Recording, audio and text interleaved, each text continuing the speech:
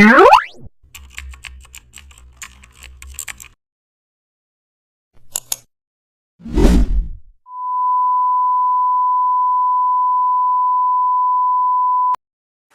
back to the channel, and don't forget to like, share and subscribe for more updates. Today we are diving into an exciting tutorial how to create product shadow with vector mask. Import your product photo into Photoshop, then duplicate the product layer for backup. On the top layer, add a vector mask, draw a soft ellipse under the product base, fill it with black using a soft brush. Lower the opacity to make a shadow not duplicate and stretch the shadow slightly. Use transform tool to align perspective. The vector mask keeps the edges clean.